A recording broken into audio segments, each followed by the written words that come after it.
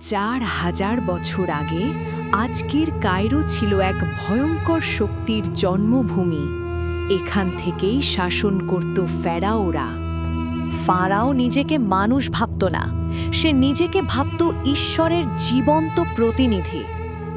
এই প্রাসাদে ছিল সোনা আর বিলাসিতা, কিন্তু তার দেয়ালে লুকিয়েছিল আতঙ্ক। ফারাওয়ের নাম উচ্চারণ করলেই প্রজাদের বুক কেঁপে উঠত। ভয় ছিল তাদের নিত্য সঙ্গী। একটি আদেশ, আর সেই আদেশ মানেই ছিল জীবন অথবা নিশ্চিত মৃত্যু।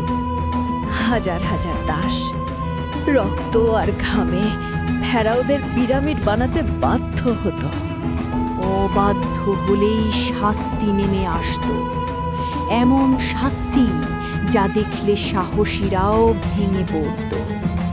ফারাওয়ের রায় ছিল শেষ কথা, তার সিদ্ধান্ত প্রশ্ন করার সাহস কারোর ছিল না।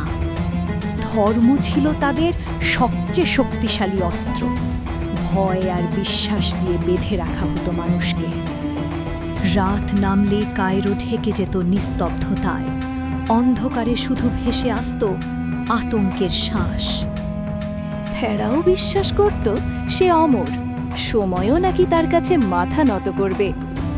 কিন্তু নীরবে প্রজাদের মনে জমে উঠছিল ক্ষোভের আগুন। সময় কখনো কারোর পক্ষ নেয় না, সে ধীরে ধীরে সব ক্ষমতাকে গুঁড়িয়ে দেয়। একদিন ফারাও হারিয়ে গেল ইতিহাসের ধুলোর নিচে। আজ কায়রো দাঁড়িয়ে আছে নীরব সাক্ষী হয়ে। ভয়ঙ্কর এক শাসনের গল্প শুধু ইতিহাসই মনে রাখে।